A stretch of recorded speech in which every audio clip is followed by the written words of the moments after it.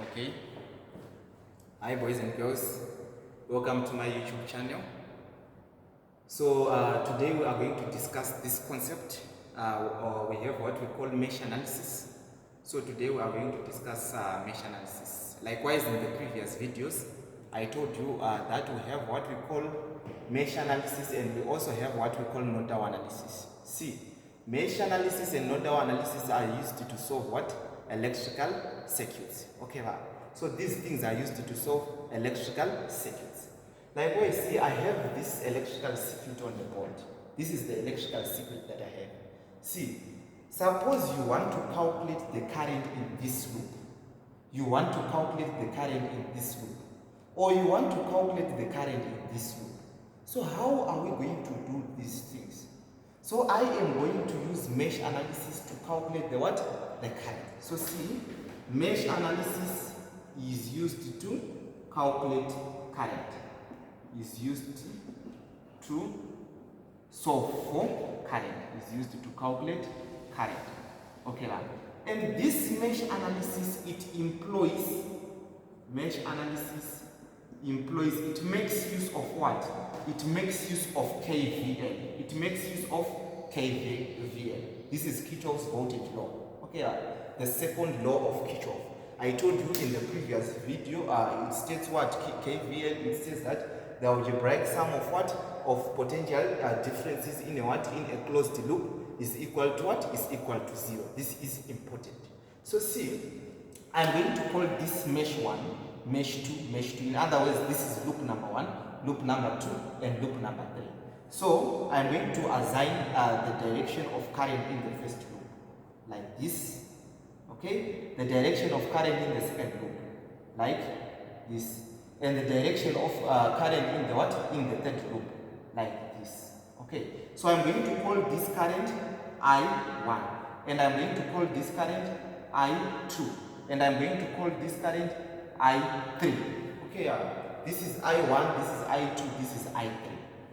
Now, what are you supposed to do? See, I told you the potential rises is equal to the potential drops. Potential rises is equal to the potential drops. This is KVL. This is nothing but KVL. See, this is the direction of current in the first loop. It's flowing from the negative terminal of the battery to the positive terminal of the what? Of the battery. So what is happening?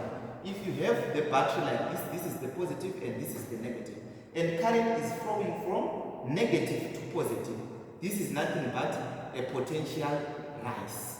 This is nothing but a potential rise. If you have the positive terminal and if you have the negative terminal, if the current is flowing from the positive terminal to the negative terminal, what is this? This is nothing but a potential drop. This is a potential drop. So this is a potential rise. So this is equal to 25. So 25 is equal to, here this is a resistor. I told you, across a resistor, a drop will happen. A potential drop will happen. So what is the potential drop across this resistor? See, using Ohm's law, V is equal to IR. So the current in the first loop is I1. Okay, and what is the resistance? Is 2. So in order for you to calculate the potential drop across this resistor, what are you supposed to do? You say IR, which is 2 into I1. So this is equal to 2 I1.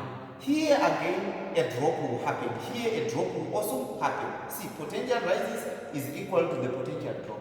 So this is a potential drop plus. Again, a drop will happen here. So this is 4 into. So what is the current passing through this resistor? This is the problem. See, I1 here is going down. And this I2 here is going what? Is going up. So what is the net current? The net current is nothing but I1 minus I2. Okay, see, I know some of you guys, you will be like, say, why you didn't say I2 minus I1? See, if you are in the first loop, it means this I1, you take it as positive. So any current which is opposing I1, you take it as what? As negative. Okay, that's why I am saying I1 minus I2. You see, when I'm writing the equation for this loop, you see it. So you can reduce this equation now. 25 is equal to 2I1. This is plus 4I1 minus 4I what? 4I2. This is 25 is equal to 6I1 minus 4I what? 4I2. I'm going to call this equation 1. So this is equation number 1. Let's move on to the next loop. This is the second loop. If you check in the second loop, we have this 5 ohm resistor, this 6 ohm resistor, and this 4 ohm resistor are part of the what? Are part of the second loop. And if you check, no voltage source is there. There is no voltage source. So what is the potential rise in this case? The potential rise in this case is 0. So 0 is equal to. What is the potential drop here? This is the resistance. So resistance into current, you are going to get the what? The potential difference. So 6 into I2, this is nothing but 6I2. Okay, now plus 5. This is the resistor, it's 5. See, I2 here is going down. Here I2 is going down. And here again, see, I3 is also going what? Is also going down. This is the direction of my I3. So both I2 and I3 are going down in this resistor. So what is the net current passing through this resistor? It's nothing but the sum of the two currents. So I2 plus I3, I'm going to write. We also have another resistor, which is this 4 ohm resistor. So I'm going to write plus 4 here. Okay, right. Here if you check, I2 is going up and I1 is going down. But see, I'm writing the equation, this equation, using the second loop. So I'm going to consider this I2 as what? As positive, and this one as negative. So now it's I2 minus I1. I2 minus I1. So 0 is equal to 6I2 plus 5I2 plus 5I3 plus 4I2 minus 4I1. Here we are. So now 0 is equal to C. This is negative 4I1. I'm going to write negative 4I1. This is negative 4I1. Now 6 plus 5, this is 11. 11 plus 4, this is equal to 15. So I have 15I2 plus what? Here, this is nothing but 5I3. So this is my second equation. This is my second equation. Now I'm going to write the third equation from this loop. I'm going to write the third equation from this loop. Let's write this third equation together. I'm going to write it here.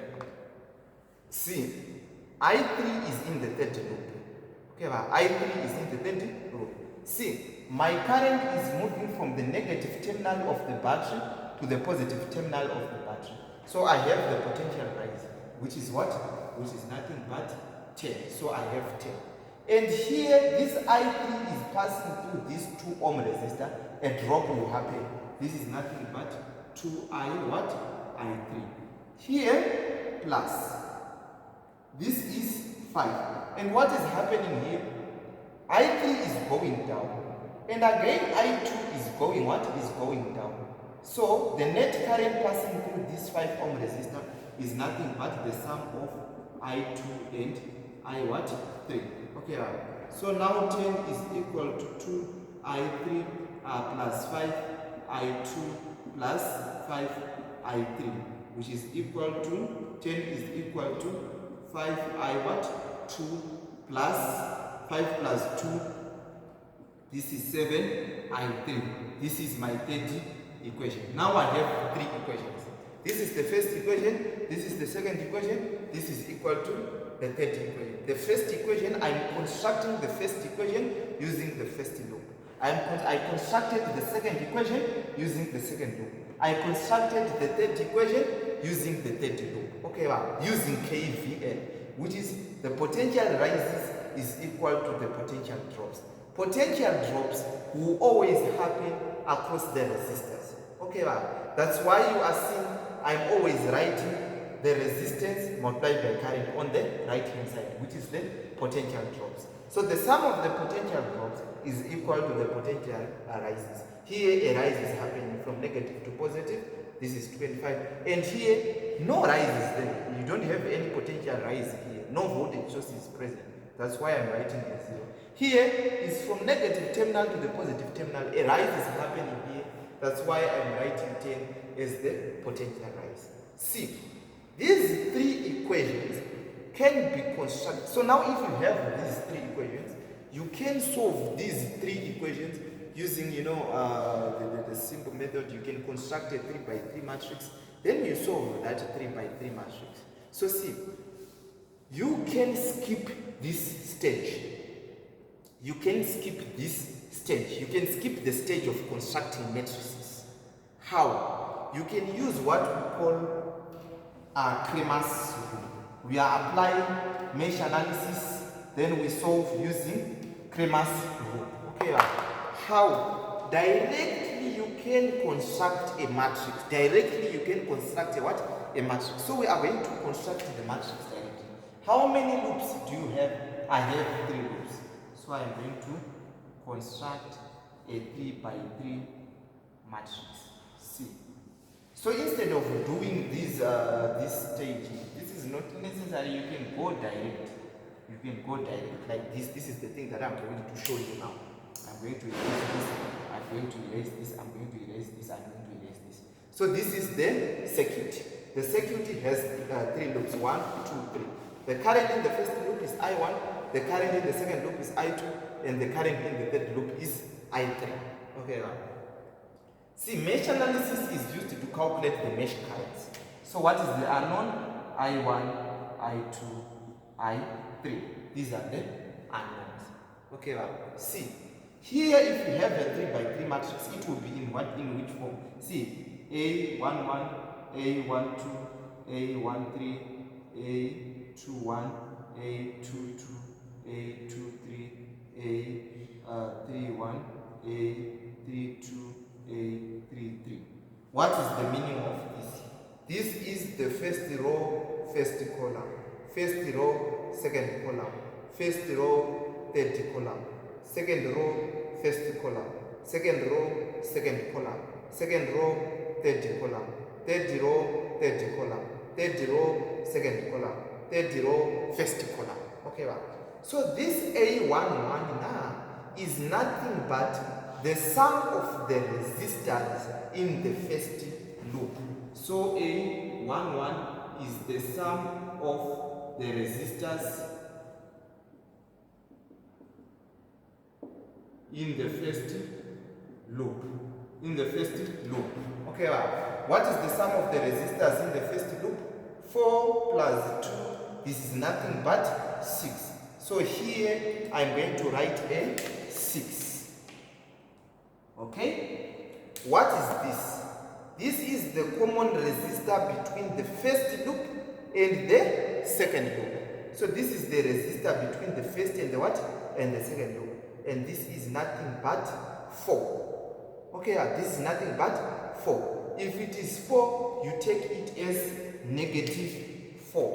So this is negative 4. Okay, you always take this resistance value, the common value now with a negative. Okay, this can be demo. You can clearly see why am I saying it's negative 4 here. You can clearly see if you construct the equations. You can clearly see in these 3 equations this is negative 4. And when you are using this method, if you want to write the matrix direct, make sure the direction of the currents is the same. Okay, the direction of the currents is the same. All the 3 currents should be going in the same direction. I3 here, I2 here, I1 like this. You should put the arrows in there. If you decide to write like this, going up, here you should also go up. Likewise, my currents here are flowing in the clockwise direction. Clockwise what? Direction. Okay? This A13 is nothing but the resistance between the first and the third loop. The common resistor. The common resistor. The resistor which is common to both to the first and the what? And the third loop. Which one? Is 0. No resistor is common between the 2 loops. Okay, no resistor is common between the two loops. Let's move on to this one, A21. What is A21? A21 is nothing but the common resistor, the resistor between the second and the first. This is also -4. A22 is the sum of the what? The sum of the resistors in the second loop. 6 plus 5, this is 17.